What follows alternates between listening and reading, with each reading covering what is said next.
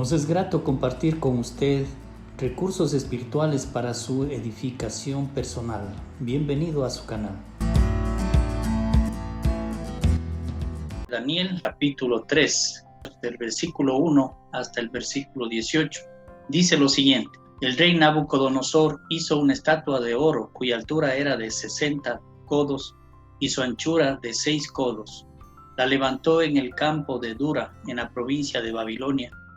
Y envió el rey Nabucodonosor a que se reuniesen los sátrapas, los magistrados y capitanes, oidores, tesoreros, consejeros, jueces y todos los gobernadores de las provincias, para que viniesen a la dedicación de la estatua que el rey Nabucodonosor había levantado.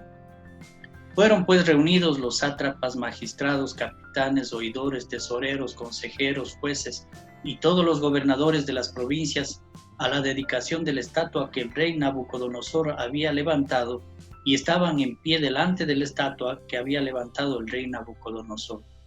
Y el pregonero anunciaba en alta voz: mándase a vosotros, oh pueblos, naciones y lenguas, que al oír el son de la bocina, de la flauta, del tamboril, del arpa, del salterio, de la zampoña y de todo instrumento de música, os postréis y adoréis la estatua de oro que el rey Nabucodonosor ha levantado. Y cualquiera que no se postre y adore, inmediatamente será echado dentro de un horno de fuego ardiendo. Por lo cual, al oír todos los pueblos el son de la bocina, de la flauta, del tamboril, del arpa, del salterio, de la zampoña y de todo instrumento de música, todos los pueblos, naciones y lenguas se postraron y adoraron la estatua de oro que el rey Nabucodonosor había levantado. Por esto, en aquel tiempo, algunos varones caldeos vinieron y acusaron maliciosamente a los judíos. Hablaron y dijeron al rey Nabucodonosor: Rey, para siempre vive. Tú, oh rey, has dado una ley que todo hombre, al oír el son de la bocina, de la flauta, del tamboril, del arpa, del salterio, de la zampoña y de todo instrumento de música, se postre y adore la estatua de oro. Y al que no se postre y adore sea echado dentro de un horno de fuego ardiendo. Hay unos varones judíos los cuales pusiste sobre los negocios de la provincia de Babilonia, Sadrach, Mesach y Abednego. Estos varones, oh rey, no te han respetado, no adoran tus dioses ni adoran la estatua de oro que has levantado. Entonces Nabucodonosor dijo con ira y con enojo que trajesen a Sadrach, Mesach y Abednego. Al instante fueron traídos estos varones delante del rey. Habló Nabucodonosor y les dijo: es verdad, Sadrach, Mesach y Abednego, que vosotros no honráis a mi Dios, ni adoráis la estatua de oro que he levantado.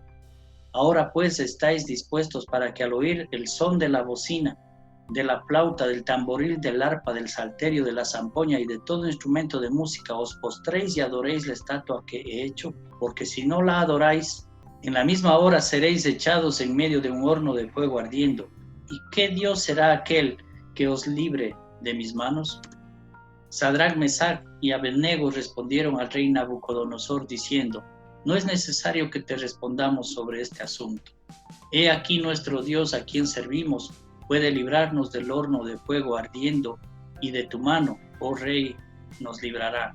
Y si no, sepas, oh rey, que no serviremos a tus dioses, ni tampoco adoraremos la estatua que has levantado. Nabucodonosor era un rey malo, perverso.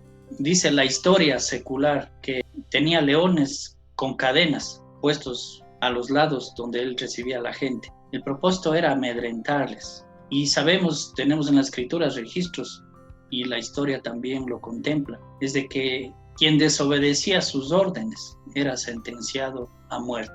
Para ese tiempo el rey era la máxima autoridad, era el poder absoluto. Los tres poderes del Estado que nosotros conocemos en democracia: ejecutivo, legislativo y judicial, estaban en la mano de una sola persona, estaban en la decisión de una sola persona.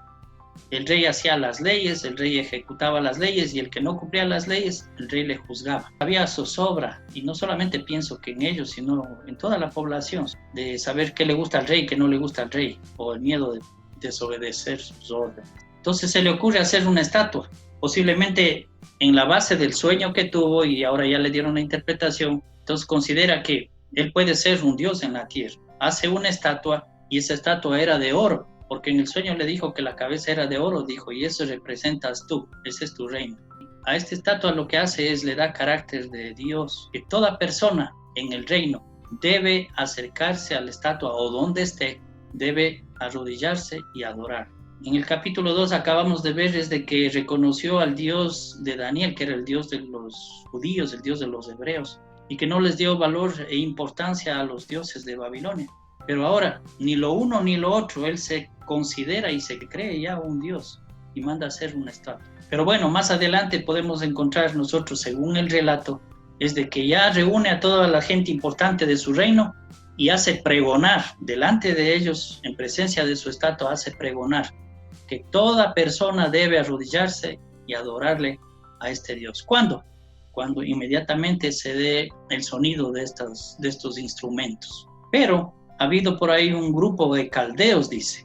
La traducción y a lo que se refiere son astrólogos en el reino de Babilonia. Este grupo posiblemente tenían celos y tenían envidia de Daniel y de sus amigos, porque Daniel subió a una posición importantísima, estuvo sobre todos los sabios, y sus 3 amigos, en cambio, fueron puestos para gobernar la provincia de Babilonia. Entonces hubo celos, hubo envidia, e inmediatamente ellos están mirando, entonces corren donde el rey, y le dicen, oh rey, dice, tú has dado este decreto, y has dicho que el que no cumple ese decreto será echado en el horno de fuego. Y ahí dice unos de estos judíos, dice, que vinieron deportados, a los cuales tú les pusiste, dice, sobre los negocios de Babilonia.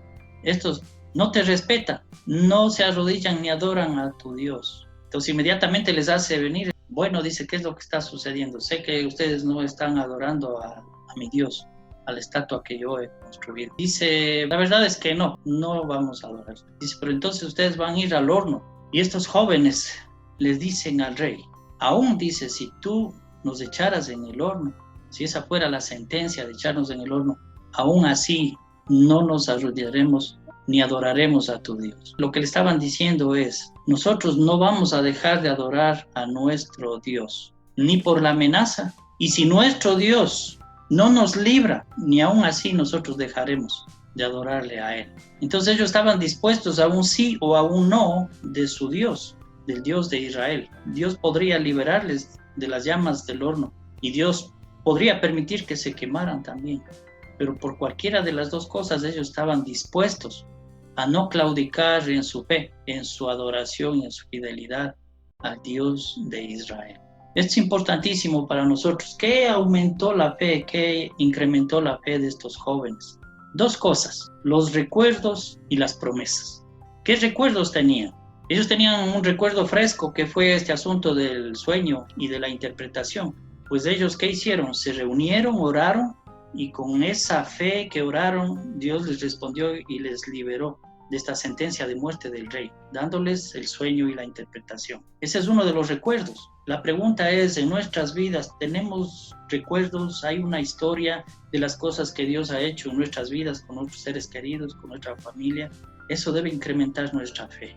La segunda parte son las promesas. Al menos ellos tienen con plena seguridad una de las promesas en su mente, y es lo que sucedió con Moisés. Cuando Dios le pidió a Moisés que vaya y libere al pueblo de Israel de Egipto, Dios le dio solo una promesa y le dijo, ve, yo estaré contigo. No necesitaba más Moisés, solamente la presencia de Dios. Y así fue, y así relata las escrituras. Desde que salieron de Egipto, Dios no los hizo faltar absolutamente nada, aún en el desierto donde sabemos no existe nada, pero Dios les suplió de todas sus necesidades. Estas promesas estaban en la mente y en el corazón de estos jóvenes, y eso infundía fe para ellos. Esa fe les daba valor y les daba valentía. Imagínense para ponerse delante de un rey y decir, no vamos a obedecer tu orden, vamos a obedecer a nuestro Dios, sea que vivamos o sea que moramos. Debemos aprender de estos jóvenes.